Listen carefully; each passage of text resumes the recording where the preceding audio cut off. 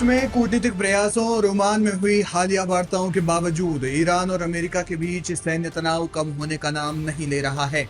Iran के शीर्ष सैन्य नेतृत्व ने स्पष्ट कर दिया है कि वे किसी भी समझौते या बातचीत के भरोसे अपनी सुरक्षा से समझौता नहीं करेंगे।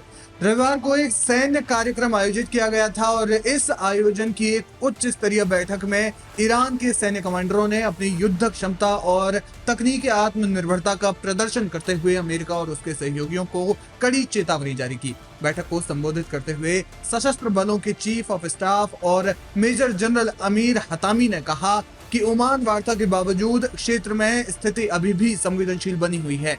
उन्होंने जोर देकर कहा कि दुश्मन की हर गतिविधि पर हमारी पैनी नजर है। हमारी सतर्कता और तत्परता आज भी हमारी सर्वोच्च प्राथमिकता है।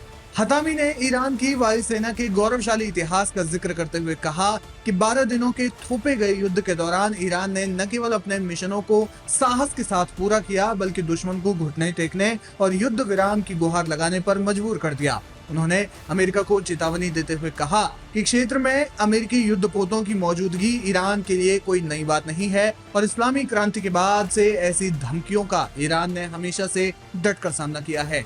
इसी कार्यक्रम के दौरान ब्रिगेडियर जनरल बेहमर्द ने एक अत्यंत महत्वपूर्ण वैचारिक और तकनीकी बयान दिया। उन्होंने कहा कि पश्चिमी देशों ने हमेशा एक उन्नत पश्चिमी और पिछड़े ईरान की तस्वीर पेश करने की कोशिश की, लेकिन ईरान की वायुसेना ने इस विभाजन को सिरे से खारिज कर दिया। बेहमर्द ने कहा कि ईरान दशकों से कठोर प्रतिबंधों और सॉफ्ट वॉर का सामना कर रहा है। इसके बावजूद हमारे तकनीकी विकास की गति विचलित नहीं हुई है।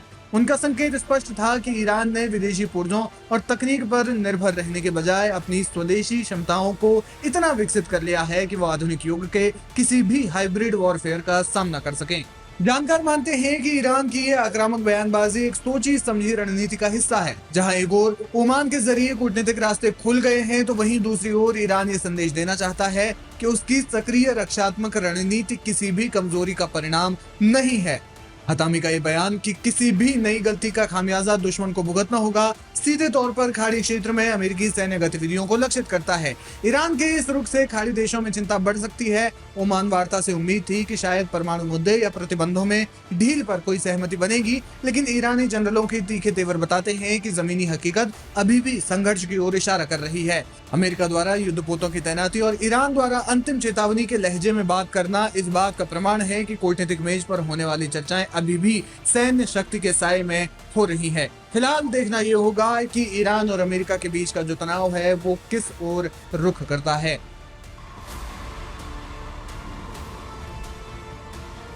फरवरी 2026 के दूसरे हफ्ते में पश्चिमी एशिया एक ऐसे चौराहे पर खड़ा है जहां से एक भी गलत कदम वैश्विक युद्ध की चिंगारी भड़का सकता है। ईरान और अमेरिका के बीच दशकों पुराने मतभेद अब जुबानी जंग से निकलकर सीधे सैन्य टकराव की स्थिति में पहुंच गए हैं। शनिवार को ईरानी सांसद अली याज़दिखा के उस बयान ने दुनिया भर में सनसनी फैला दी जिसमें उन्होंने सीधे तौर पर अमेरिकी जनता को चेतावनी दी है। ईरानी संसद में बोलते हुए अली याज़दिखा ने बहुत ही तल्ख लहजे में कहा कि अगर कोई भी रणनीतिक गलती होती है तो अमेरिकी लोगों को अपने ताबूत तैयार कर लेने चाहिए। अगर क्षेत्र में संघर्ष छिड़ता है तो फिर इसकी आग केवल ईरान तक ही सीमित नहीं रहेगी। याज़दिखा के अनुसार इस युद्ध की पहली लपटें उन क्षेत्रीय सहयोगियों को अपनी चपेट में लेंगी जो अमेरिका को अपनी जमीन पर सैन्य ठिकाने बनाने की अनुमति देते हैं। ये सीधा इशारा इसराइल और खाड़ी देशों की ओर था। ये बयान ऐसे समय में आया जब तेहरान और वॉशिंगटन के बीच ओमान में चल रही बैक चैनल कूटनीति पूरी तरह से विफल होती हुई दिख रही है। सैन्य मोर्चे पर दोनों देशों की स्टैंड बाई की स्थिति।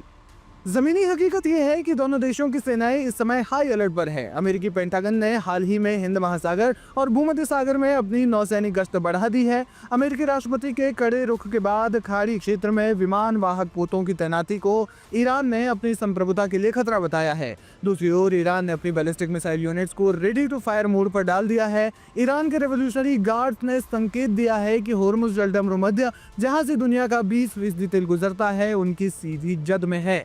अगर युद्ध छिड़ता है तो ईरान इस मार्ग को पूरी तरह से बंद कर सकता है, जिससे वैश्विक ऊर्जा संकट और भी ज्यादा गहरा जाएगा। इस तनाव के पीछे 3 मुख्य कारण हैं। पहला कारण ये है कि ईरान द्वारा यूरेनियम संवर्धन की सीमा को बढ़ाना अमेरिका के लिए रेड लाइन बन गया है। वॉशिंगटन द्वारा ईरान पर लगाए गए नए टैरिफ और कड़े प्रतिबंधों ने ईरानी अर्थव्यवस्था की कमर तोड़ दी है, जिससे तेहरान अब आर पार की लड़ाई के मूड में है। सीरिया, लेबनान और यमन में ईरानी समर्थित समूहों और अमेरिकी ठिकानों के बीच बढ़ती झड़पों ने तनाव को चरम पर पहुंचा दिया है। फिलहाल पूरी दुनिया की नजरें संयुक्त राष्ट्र और उन मध्यस्थ देशों जैसे कतर और ओमान पर टिकी है जो पर्दे के पीछे से तनाव कम करने की कोशिश कर रहे हैं। अली याज़दिका का बयान केवल एक राजनीतिक टिप्पणी नहीं, बल्कि ईरान की उस बदलती सैन्य रणनीति का हिस्सा है जिसमें वो हथियार उठाने से पहले चेतावनी देने की नीति पर चलता आया है।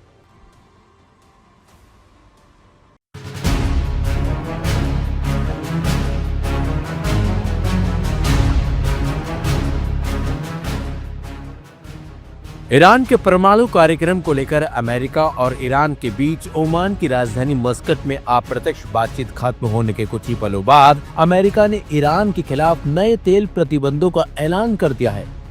इन प्रतिबंधों का मकसद ईरान के तेल निर्यात को और सीमित करना बताया गया है। तेहरान इस कदम से सख्ते में है। अमेरिकी विदेश मंत्रालय ने साफ साफ कहा है कि ईरान तेल से होने वाली कमाई का इस्तेमाल दुनिया के अलग अलग हिस्सों में अस्थिरता फैलाने और अपने देश के अंदर दमन बढ़ाने में करता है।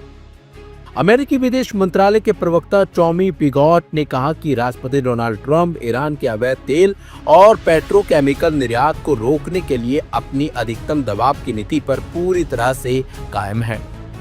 अमेरिका ने जिन 14 जहाजों को निशाना बनाया है उन पर ईरानी तेल ढोने का आरोप है। इनमें तुर्की, भारत और संयुक्त अरब अमीरात के झंडे वाले जहाज भी शामिल बताए गए हैं।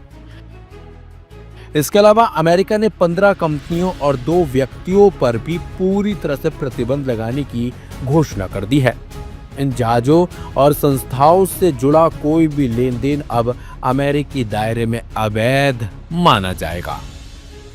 अमेरिका पहले भी ईरान पर इस तरह के प्रतिबंध लगाता रहा है। डोनाल्ड ट्रंप के पहले कार्यकाल से ही वॉशिंगटन की नीति रही है कि दुनिया का कोई भी देश ईरान से तेल न खरीदे। इन प्रतिबंधों का उद्देश्य ईरान की अर्थव्यवस्था पर दबाव बनाकर उसे अपने परमाणु कार्यक्रम और क्षेत्रीय गतिविधियों पर रुख बदलने के लिए मजबूर करना भी है। दिलचस्प बात तो यह है कि प्रतिबंधों की घोषणा ऐसे समय में हुई है जब ईरान के विदेश मंत्री अब्बास अरागची ने कहा कि ओमान में अमेरिका के वरिष्ठ प्रतिनिधियों के साथ परमाणु कार्यक्रम पर हुई अप्रत्यक्ष बातचीत का माहौल सकारात्मक रहा है। हालांकि अमेरिका ने बातचीत के बावजूद दबाव की नीति में कोई भी ढील अभी तक तो नहीं दी है।